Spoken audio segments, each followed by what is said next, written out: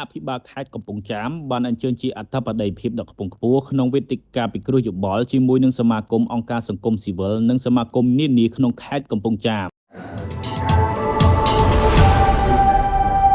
ខេត្តកំពង់ចាមនាព្រឹកថ្ងៃពុធទី13ខែឧសភាឆ្នាំ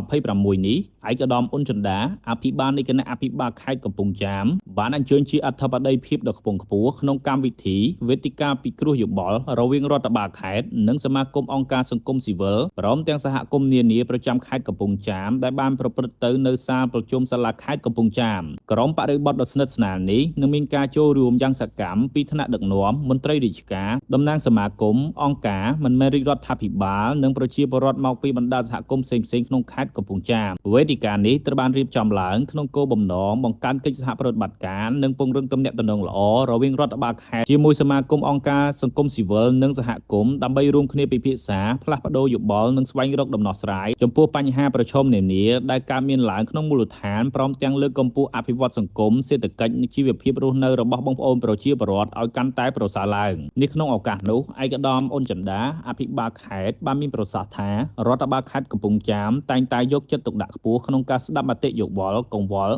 និងសំណូមពររបស់បងប្អូនប្រជាពលរដ្ឋក៏ដូចជាអង្គការដៃគូទាំងអស់ដើម្បីធានាថាការអនុវត្តការងាររដ្ឋបាលនិងការអភិវឌ្ឍក្នុងខេត្តមានតម្លាភាពប្រសិទ្ធភាពឆ្លើយតបទៅនឹងតម្រូវការជាក់ស្ដែងរបស់មូលដ្ឋានឯកឧត្តមបានបន្តទៀតថាសមាគមនិងអង្គការសង្គមស៊ីវិលគឺជាដៃគូដ៏សំខាន់ក្នុងការចូលរួមជាមួយរាជរដ្ឋាភិបាលនិងរដ្ឋបាលថ្នាក់ក្រោមជាតិក្នុងការផ្សព្វផ្សាយការពារសិទ្ធិនិងផលប្រយោជន៍របស់ប្រជាពលរដ្ឋក៏ដូចជាការចូលរួមដោះស្រាយបញ្ហាសង្គមនានាដូច្នេះការរៀបចំវេទិកាពិគ្រោះយោបល់នេះគឺជាឱកាសល្អសម្រាប់គ្រប់ភាគីក្នុងការពង្រឹងភាពជាដៃគូនិងការកសាងទំនុកចិត្តរវាងគ្នាទៅវិញទៅមកជាមួយគ្នានេះតំណាងសមាគមអង្គការសង្គមស៊ីវិលនិងសហគមន៍នានាក៏បានលើកឡើងនូវបញ្ហាប្រឈមនិងសំណូមពរមួយចំនួនពាក់ព័ន្ធទៅនឹងការអភិវឌ្ឍមូលដ្ឋានការផ្តល់សេវាសាធារណៈការគ្រប់គ្រងបរិស្ថានសុខាភិបាលអប់រំនិងការលើកកម្ពស់ជីវភាពរស់នៅរបស់បងប្អូនប្រជាពលរដ្ឋរដ្ឋបាលខេត្តកំពង់ចាមបានទទួលយករាល់មតិយោបល់ទាំងនោះដើម្បីពិនិត្យនិងដាក់ចេញនូវវិធានការឆ្លើយតបឲ្យបានសមស្របកម្មវិធីនេះក៏បានបញ្ចប់ទៅដោយជោគជ័យនិងបានបង្ហាញពីការបដិញ្ញាចិត្តរួមគ្នារវាងរដ្ឋបាលខេត្តកំពង់ចាមនិងដៃគូពាក់ព័ន្ធក្នុងការបន្តជំរុញការអភិវឌ្ឍខេត្តកំពង់ចាមឲ្យកាន់តែរីកចម្រើនប្រកបដោយចក្ខីភាព